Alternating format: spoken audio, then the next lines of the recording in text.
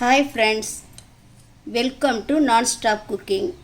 இன்றைக்கி நம்ம தூதுவளை ரசம் தான் வைக்க போகிறோம். இது வந்து நல்லா சளி, இருமல், நோய் எதிர்ப்பு சக்தி இது எல்லாத்துக்குமே நல்லது. ஆஸ்துமா இருக்கிறவங்களும் இது நல்லா சாப்பிட்டா ஆஸ்துமாலாம் குறையும். இது வாரத்தில் 2 முறை நீங்கள் செஞ்சு சாப்பிட்டீங்கன்னா நம்மளுக்கு உடம்புக்கு ரொம்ப நல்லது. இது வாங்க இது எப்படி செய்யலான்னுட்டு பார்க்கலாம்.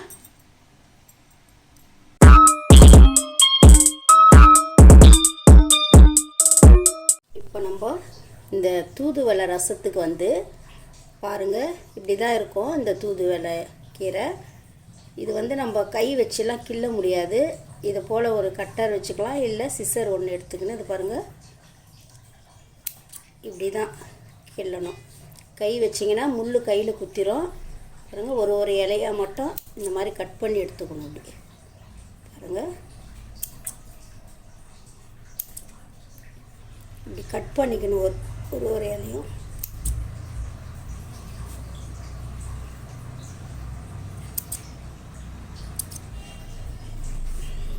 இந்த இலையிலையும் முள்ளுலாம் இருக்கும், அதையும் நல்லா இப்படி கட் பண்ணி எடுத்துருங்க.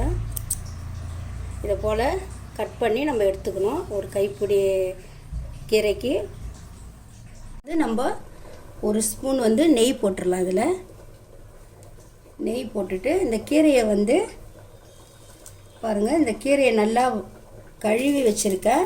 இது ஒரே ஒரு கைப்பிடி போதும், அதிகமாக வேணாம். இதை வந்து நம்ம லைட்டாக இந்த நெய்யிலேயே வதக்கிடலாம்.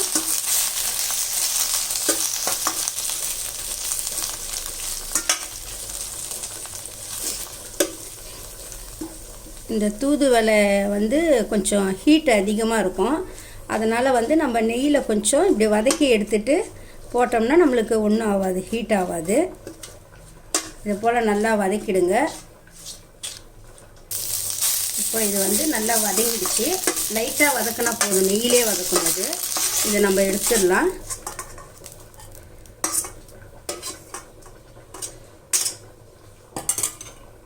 இப்போ நம்ம இந்த ரசத்துக்கு 1 டீஸ்பூன் மிளகு, 1 டீஸ்பூன் சீரகம், ஒரே ஒரு வரமிளகாய், ஒரு 7-8 பல் பூண்டு, இதை கொரப்பாக அரைச்சிடலாம். இப்போ இதை வந்து நம்ம கொரப்பாக அரைச்சிட்டோம்.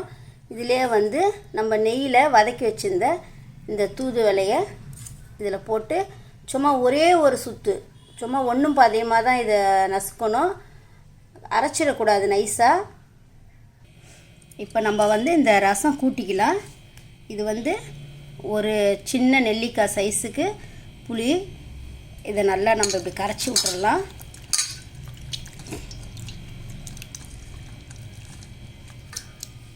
இதிலே வந்து 2 தக்காளி, இதையும் நல்லா நம்ம இதிலே நல்லா பிழிஞ்சு விட்டுடலாம். கையில் இது மாதிரி பண்ணால் தான் நல்லாயிருக்கும். மிக்சியில் போட்டு அடித்து போட்டால் அந்த அளவுக்கு டேஸ்ட் இருக்காது ரசம்.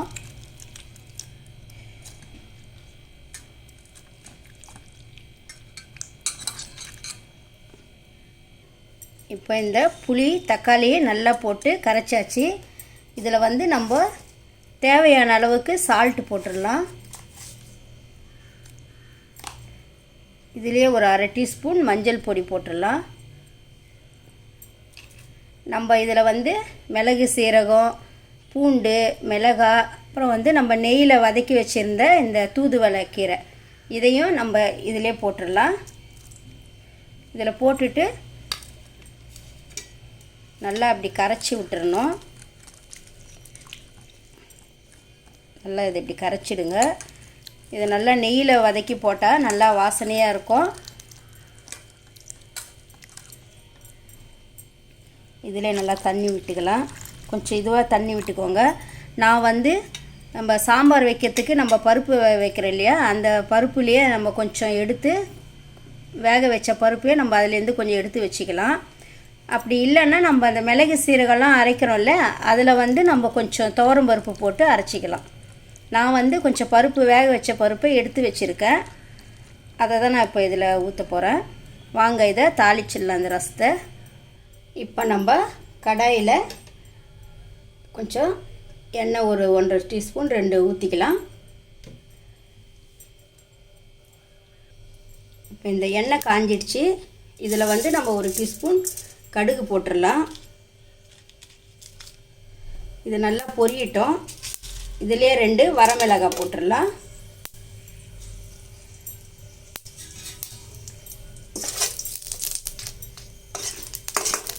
இது நல்லா பொரியட்டும் கடுகு.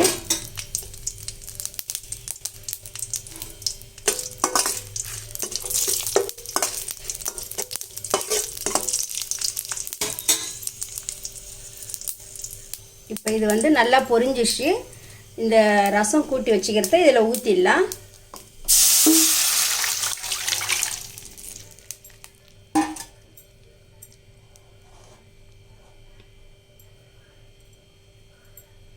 இப்போ இதை நல்லா கிளறி விட்டுட்டு, இப்போ வந்து இது நல்லா ஒரு 2 கொதி கொதிக்கணும். நம்ம எப்பயுமே ரசம் வந்து கொதிக்க விட மாட்டோம். ஆனால் இப்போ இந்த தூதுவளை இலை போட்டதால் நம்ம நல்லா 2 இது கொதிக்க வச்சாதான் அதோடைய சாரெல்லாம் வந்து இந்த ரசத்தில் இறங்கும். இப்போ இது கொதிக்கட்டும். இப்போ இந்த ரசம் நல்லா கொதிக்குது பாருங்கள். இதை நல்லா அப்படியே கிளறி விடணும். இது ஒரு 2 கொதி வரட்டும். இந்த தூதுவளையில் இருக்கிற அந்த சாரெல்லாம் நல்லா இறங்கணும் கொஞ்சம். இது கொஞ்சம் கொதி வந்தோடனே நல்லா கொதிக்குது.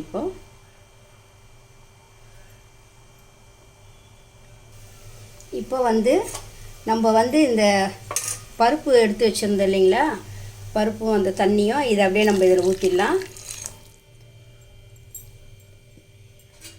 அவ்வளோதான். இதை நல்லா கிளறிட்டு இப்போ வந்து நம்மளுக்கு ஒரு நுரை கட்டி வரும்போது ஆஃப் பண்ணிடலாம். இது கொதிக்க தேவையில்லை.